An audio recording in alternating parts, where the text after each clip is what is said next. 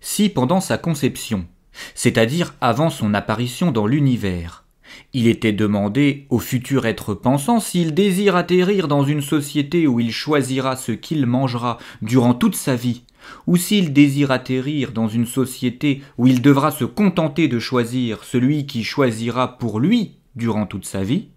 sans avoir son mot à dire au sujet des recettes, et en ayant seulement le droit de crier son mécontentement si les plats sont mauvais, ou pire, s'ils ne correspondent pas au menu prévu, nul doute que cet être pensant choisisse de naître dans une société où il lui est possible de choisir sa nourriture. Si par malheur, un être pensant naissait dans une société semblable à la seconde,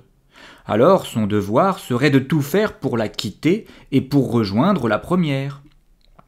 Si une société semblable à la seconde triomphait, et que ses sujets pensants ne se rendaient pas compte que la nature même de cette société est la cause de tous leurs maux, alors leur non-prise de conscience serait la cause des causes du triomphe de cette société. La mission première, pour celui qui aurait mis le doigt sur cette cause, serait donc d'aider les gens à réaliser cette prise de conscience, et donc de faire grandir leur moi pensant. Une fois que l'on se sera attaqué à cette cause profonde,